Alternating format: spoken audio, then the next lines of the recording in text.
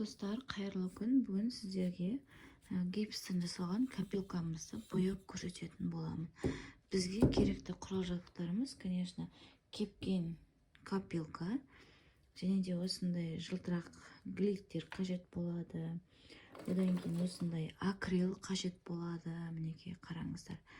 Артистик акрилик деп художниктер қолданатын акриловый краскамыз.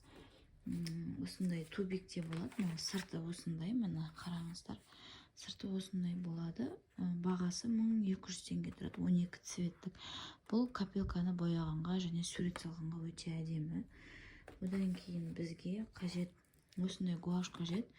Бұның да 12 цвет. Бұл 1000 теңге тұрады тоже. Бірақ гуаштан қарағанда бізге акриліміз жақсы да. Одан кейін гуашпен бояймыз. Гуашпен де бояуға болады әдемі қылып. Бірақ гуашпен бояғаннан кейін сыртына міндетті түрде лак жағу керек болады, жалтырату үшін.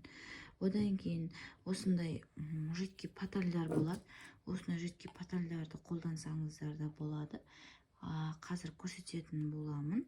Және де осындай Каденс фирмасының лак құрамында лагы бар, краскасын алсаңыздар болады, бірақ өте қымбат тұрады. Осы тұрысы 5500 теңге. Басқа да цветтері бар, бұдан кішкене арзанырақтары бар. Осыны Каденс фирмасыныкін алсаңыздар болады. Бірақ самый бюджетный вариант бізде гуаш пен акрил.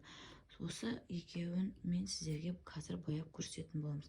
Жалпы бізге керекті құрал-жабдықтарымыз осы, және де мысалға мына жидкий патальды көрсетіп тұрмын ғой сіздерге, кисточкамен бояйды.